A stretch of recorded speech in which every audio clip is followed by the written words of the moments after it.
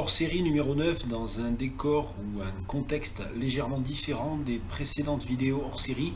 Je rappelle que les vidéos hors-série, elles n'ont pas de sujet commun. C'est un peu comme ça des one-shots et puis un petit peu court aussi, normalement.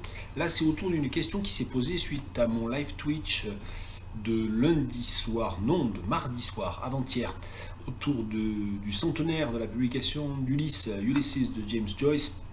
J'ai eu un échange avec un des commentateurs fidèles, déjà fidèles de ce live Twitch autour de la question de la lecture de Ulysse, parce que lors du live Twitch, j'ai donné ce conseil que nous donnons à nos étudiants de première année en LLCER anglais pour leur dire de s'habituer à lire en anglais et pour ne pas se laisser décourager de lire en anglais.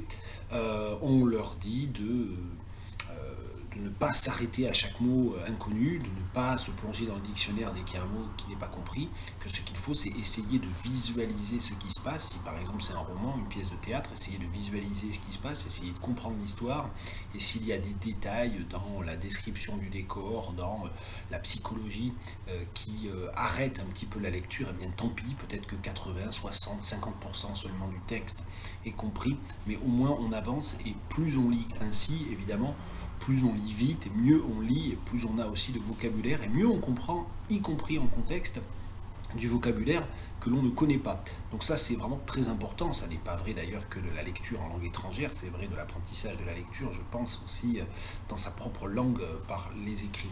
Et donc on a eu cet échange là, et un des commentateurs m'a dit que ce conseil l'avait bien débloqué, parce qu'il avait du coup lu beaucoup plus vite la suite de Ulysses, sur laquelle il avait un petit peu peiné, et que donc il lisait, il faisait 3 lectures, un premier passage assez rapide finalement en tenant compte de ce conseil, puis ensuite un retour notamment avec le dictionnaire.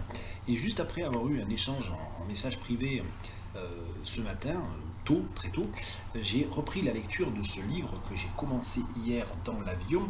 C'est le premier roman du prix Nobel Abdulrazak Gurnah, ça fait partie des livres de Gurnah que je ne connaissais pas, que je n'avais encore jamais lu. Et là j'étais arrivé à peu près à la moitié hier, après ce voyage. Et donc ce matin j'ai repris au chapitre 4, le chapitre 4 qui commence pile à la moitié du livre d'ailleurs. Comme toujours chez Gurnah, il y a une construction assez savante avec des chapitres un petit peu déséquilibrés, mais une vraie symétrie néanmoins. Et donc ce chapitre 4, qui est le quatrième de 6 chapitres, il commence pile à la moitié, donc on a 3 chapitres très équilibrés et 3 chapitres de longueur très très inégale dans la deuxième moitié. Et je commençais à peine à lire ce 4e chapitre, et voilà ce que ça donne. Le personnage principal, le narrateur aussi, à la première personne, est un jeune homme qui débarque de la côte de Zanzibar à Nairobi pour aller voir un oncle, a priori très fortuné, c'est ce qu'on lui a dit, qu'il n'a jamais rencontré. Et il vient de passer plus de 24 heures dans le train. Il arrive à Nairobi, il descend du train, et voilà ce qu'il dit. The station was large, it didn't need to be that grand. Unexpectedly, I didn't panic. I showed my ticket and was allowed to go through without a single question. It was hot and I felt stale and greasy with sweat. I clung to my travel-stained mosque for comfort. I remember the press of people, the shouting, the many varieties of uniform. It was what more romantic travelers would have described as the zest for life. That was unmistakably African, the dance. It was part of the natural rhythm of life. I found the crowd confusing and frightening. I kept my eyes to the ground, jostling the crowd, but unable to resist its momentum. I kept a tight grip on my bag, expecting a hand to grab for it and wrestle it from me. Alors, ce qui est intéressant, je vais essayer de montrer le texte. La raison pour laquelle ça m'a un peu frappé, je ne sais pas comment faire, il y a du soleil un petit peu, il y a beaucoup de soleil même, c'est un peu inhabituel, mais c'est comme ça, voilà, est-ce qu'on voit? Non, on voit rien. Donc c'est ce texte-là, je ne sais pas très bien ce que vous voyez, je vous le montre un petit peu rapidement, que vous puissiez vous faire une idée. Et la phrase sur laquelle je me suis arrêté, ça m'a paru très ironique, très révélateur, une coïncidence intéressante, c'est la phrase « I clung to my travel-stained mosque for comfort » que je n'ai pas comprise du tout. J'avais lu pourtant le chapitre précédent, juste la veille, c'était très frais dans ma mémoire, et le chapitre 3, la fin du chapitre 3 est consacré au voyage en train, et ce muscle, je ne sais pas d'où il sort. I clung to my travel-stained musk for comfort.